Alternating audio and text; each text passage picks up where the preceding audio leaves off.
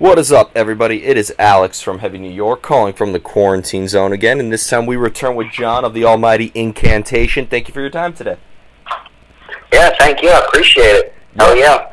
It's great to be able to talk to you again, despite it not being as the best of circumstances as it was during the Morbid Angel Watain tour.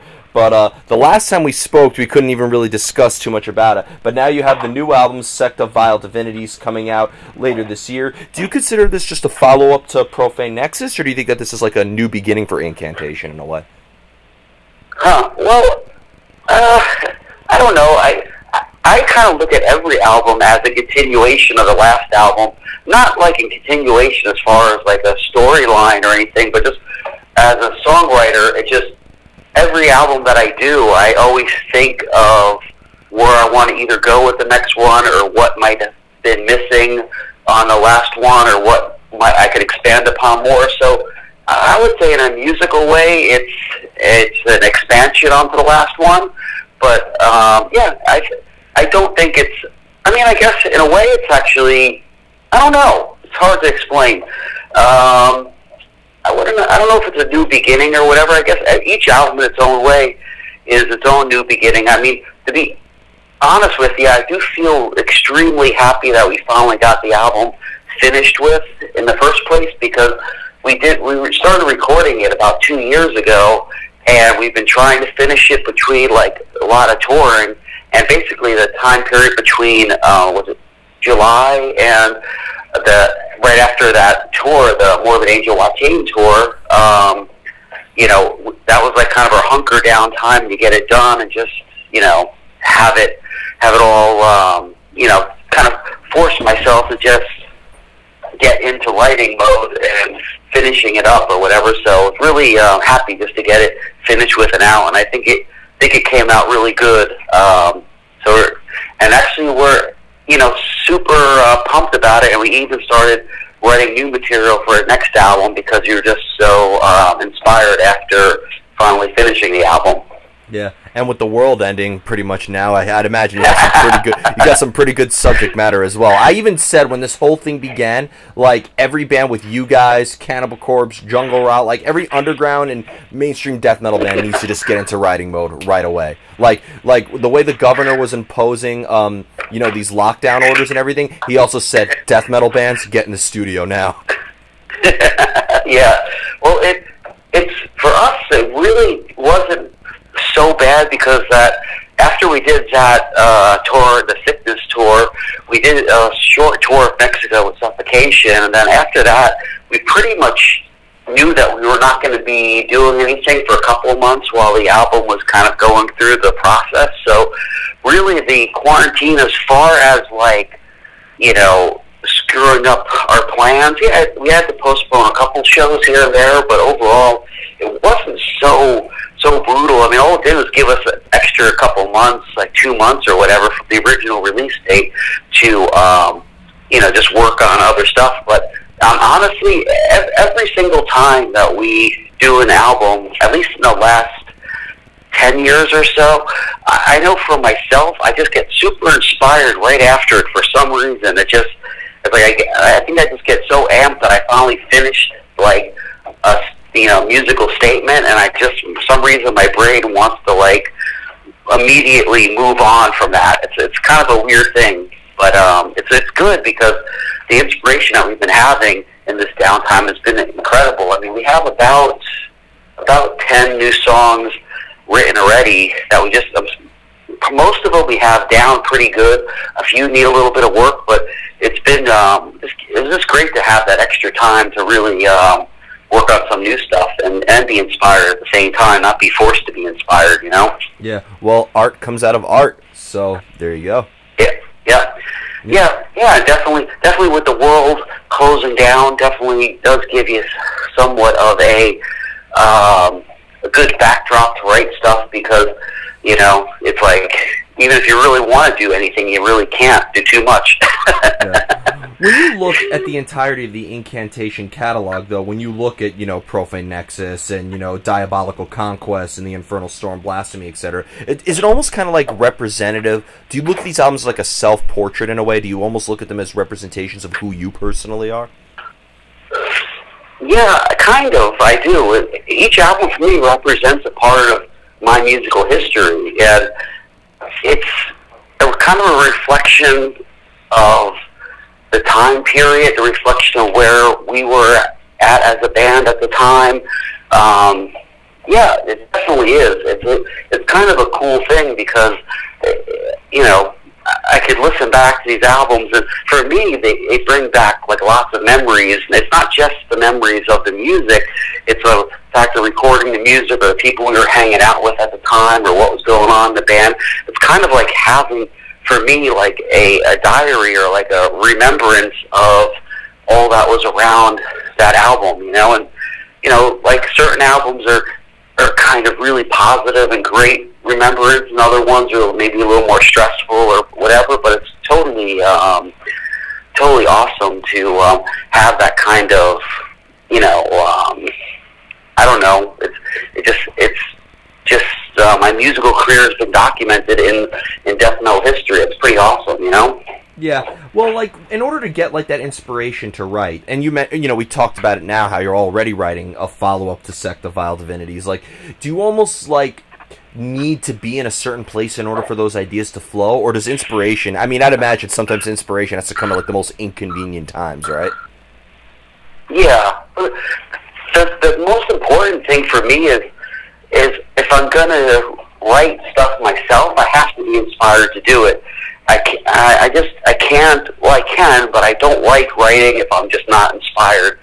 And, you know, yeah, it's something that I can't necessarily control. You don't really know when it's going to happen. The problem, actually, that I come up against is that I get really inspired sometimes to write, but I want to finish the stuff that's already in the works, you know? So I could easily get, like, way too many songs, basic structures, and basic concepts, have enough time to complete any of them because I want to move on to the next. So I've been trying really hard to discipline myself and just say, like, even though I'm inspired, I'm not going to write now. You know, I want to just try to focus my inspiration into the actual song that I'm working on instead of trying to do something different. Because it's just crazy, but it always seems like there's another style of song that I want to write or want to do, and yeah, sometimes I have to shut myself.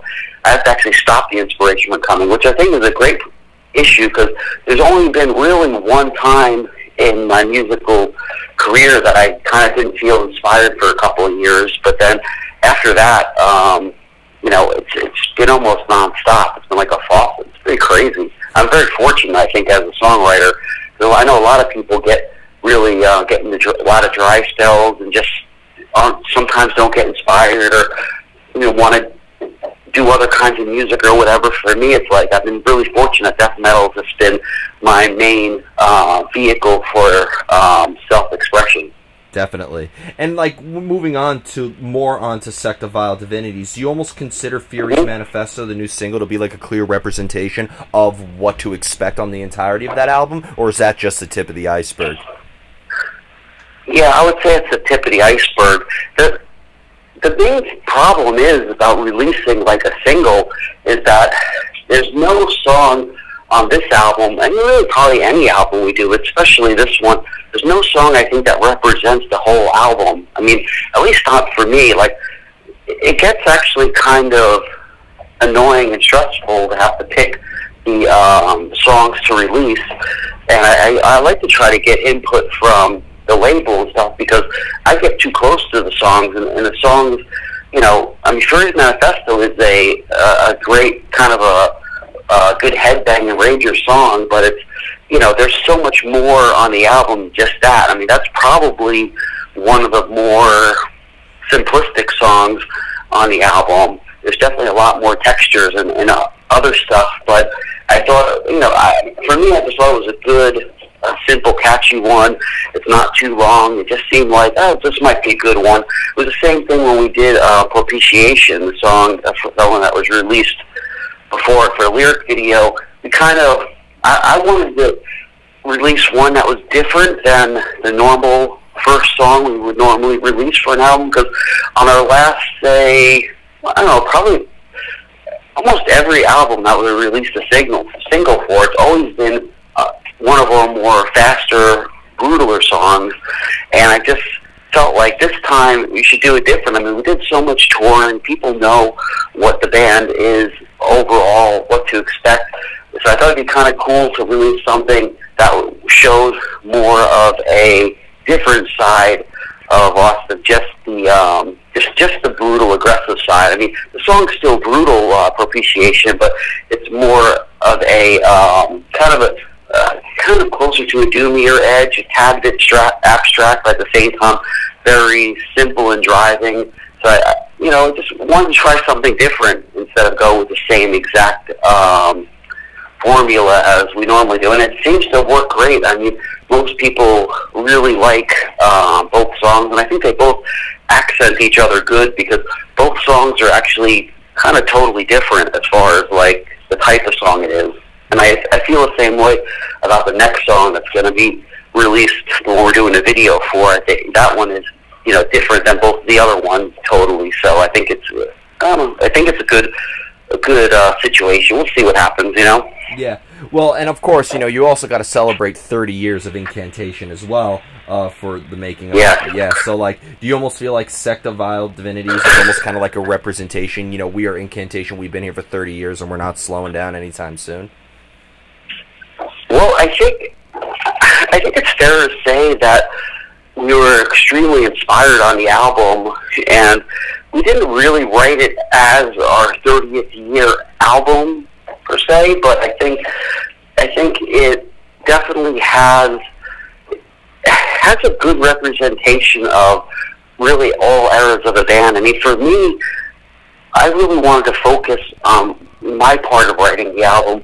I wanted to focus on some of the more mid-tempo and the eerie kind of mid-tempo harmonies and riffs, kind of like some of the stuff that we did on the Onward album, or more of our Nazarene album with songs like Profanation or Iconoclasm of Catholicism. I wanted that kind of drive and vibe on some of the songs, but then it also has, stuff that people could probably call back to numerous albums that we did. So, yeah, I mean, in a way it is, but it wasn't really meant to be that. But I think in a way all our albums kind of have the signature Incantation vibe, but we always try to add something a little different and special to each one, because what's the use of doing the exact same album over and over again? That's just kind of useless. I mean, and it's not inspiring as a songwriter to just totally rehash stuff, Mm-hmm. Yeah, I mean, were we good? Could we have been expecting, though, this year maybe like a 30-year anniversary Incantation tour, like maybe like do Onward or The Mortal Throne or Diabolical like in full or something like that, or is that just not of interest? I personally don't really like doing it. I mean, we've done Onward in its entirety on its 25th year anniversary, and I just wasn't happy doing it. I just felt like I actually felt kind of restricted. And it actually didn't go over quite as good. People actually kind of thought that we weren't playing enough of other era stuff. And we did the Moribund Nazarene album once or twice live, and that was actually a little more fun to do live. But it was kind of like we did it for the Nuclear War Now Fest, which is kind of geared towards that more underground cult type fan base. So something like that's kind of better to do for like a fest situation or something where the people that really want to see something like that can just make the effort to go to it than people that want to go see just a regular Incan show. But we are going to do some special songs added to the set that are interesting old choices that we haven't really played out live too much, at least in the U.S. So, yeah, we're definitely keeping that in mind, Yeah, or maybe do, maybe more room for deep cuts off Primordial Domination or something like that. Yeah, just in general, just assorted deeper cuts on different albums, because I think a lot of our fans, a lot of people, of course, want to hear some of the more popular songs like Ibex Moon or Diabolical Conquest or something, but it's also I think there's a lot of people that want to hear some more rare songs throughout our discography to make the show more interesting. I mean, in general, I don't like to be one of those bands that every single time we tour, we play just, you know, the same set or whatever all the time. I see that all the time with bands, and it just, you know, if I see a band more than once, it's like, well, that sucks. I see if they play the same freaking set they played last time. They have, like, you know, 10 albums or something. They could mix it up a little bit. You know, if I'm a fan of a band, I want to hear some interesting deep cuts. I know some people, you know, newer fans, they might just want to hear, you know, the hits or the popular songs or whatever you want to call them. But for us, you know, it's more fun to throw in a curveball here that people aren't expecting, that someone that might have been following the band for quite a while here would be like, hell yeah, that was sick, you know? Yeah, you're always gonna have like those fans who like want deep cuts off of like, you know, the Deliverance of Horrific Prophecy EP or something like that. Like, but I feel like with you, especially Incantation, I feel like you guys are always reinventing yourselves with every album. You have so mumuch new music to come out. I think that in the end, whether you're playing an older album or you're playing newer stuff, I think in the end people are going to be happy to see what you're coming up with next. Well, I got to admit that almost every time we've done something where we tried to play like a lot of songs off a new album, it always goes over really well. It's never a real problem, you know? I mean, yeah, there's always going to be someone that's going to complain that we didn't play like the most obscure song from, you know, the first album or something like that. That's you know, people just like to just be super underground and cool. I get it, but you know, in the reality, most people, you know, just really enjoy the band and enjoy almost whatever songs they are. I mean, we're a death metal band, so it's not like it's really like, you know, there's that many songs that are just like radio hits that we have to play. It's not like freaking Metallica or something, you know. We could mix up the set and get some cool auras going at the show and just make a really good, brutal, dark set each time we tour, and, you know, only repeat like 2, maybe 3 songs each time. We could easily do that, and it would still be, I think, a really killer experience. I mean, I know from a fact that when we toured for Decimate Christendom, we played Gathering in the Bastille Legion Fest in LA, and basically we purposely played almost all of Decimate Christendom and just added like a few songs like Profanation or Diabolical Conquest, Ibex Moon at the end, and the show went. There was no difference from that show than any other show we played as far as like how crazy the crowd was and the great reaction. So, you know, we see it from an actual live situation that, you know, we can be a little more experimental with our set than maybe some other bands, you know? Yeah, well, you know, I've actually heard a lot of fans say that about you guys, and that's why they always like going out to see you. You know, I saw you guys on the Marduk tour, I saw you guys on Devastation on the Nation, the headline show at Vitus, and then recently with Morbid Angel, and, like, people are always, like, saying, oh, I wonder what they're going to play this time, I wonder what they're going to play this time. It almost seems like that's part of the fun of an Incantation show.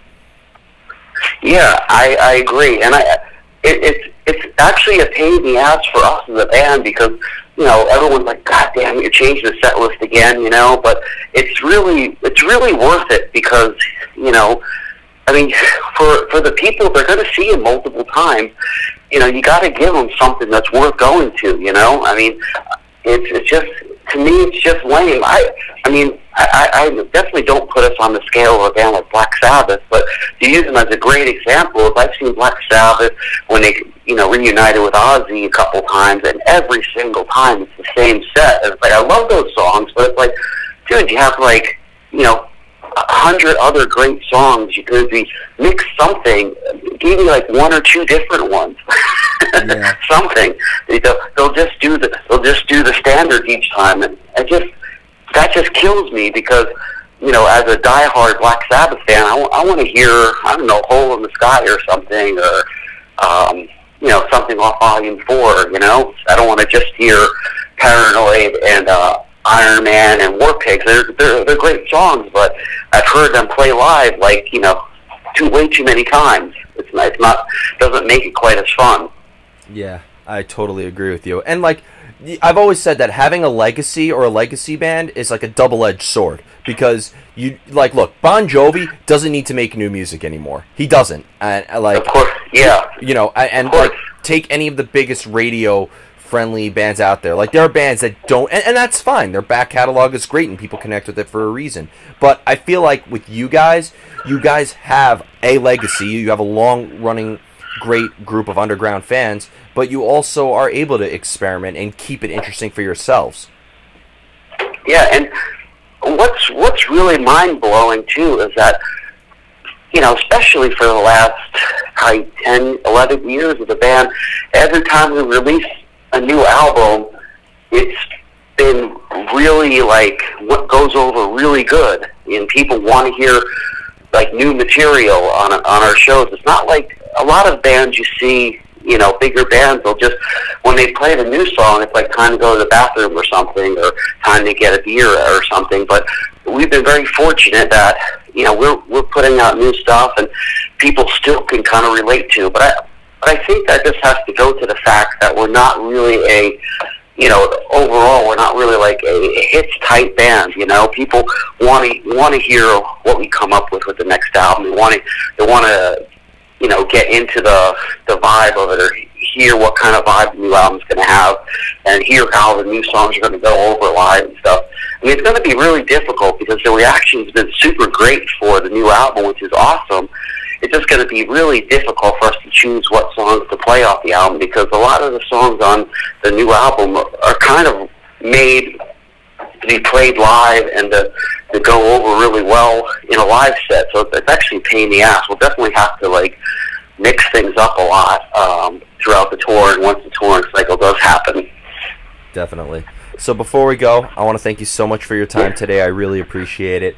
Great to talk to you again. Just, you know, obviously thanks to a certain virus that shall not be named on my outlet. You know, no, yeah, I gotta tell you, I gotta tell you though, some bands need to hire this virus as publicists in a way, I think. Yeah, yeah, I hear you. Yeah, but very popular. exactly. Just is there anything else that you would like to promote for Incantation? Obviously, the new album is scheduled to come out very soon, and obviously, you know, when all this is over, we'll be seeing you on the road quite a bit, right? Yeah, I mean, we're definitely looking forward to getting back on the road when things are kind of settled down and, you know, quote unquote safe. You know, who knows if we ever will be again, but, you know, quote unquote, when things will be better, we look forward to getting on the road. And then, yeah, I mean, we've been working on new material too, so we're super excited just to, you know, keep working on that. We've been trying to make the crappy situation as productive as possible and stuff, and it has been. Besides that, just, you know, check out our website at incantation.com. You know, we have a good amount of cool merch from stuff throughout our career, so I think it'll be really cool for fans of all eras. And then also, you know, check out relapse.com to get the pre-order for the album and all these rare versions of the album. And I know certain outlets, I can't remember offhand, but there's a couple record stores that we just recently signed records for that you could, you know, pre-order a signed version of. I'm sure if you just do a Google search, you could find it. And, yeah, just check us out on social media, all that crap, especially now with this virus stuff that, you know, that's probably the best way for us to keep in touch with everyone and kind of let everybody know that we are moving forward and still being super active, just not touring, unfortunately. Yeah, but it'll be worth the wait. I know it. But I hope so. We're going to do our best. But thank you so much, John. Everybody, we are here with John of Incantation, Sect of Vile Divinities, coming out via Relapse Records August 21st. Pick it up then when supplies last forever, and we will see you next time on Heavy New York.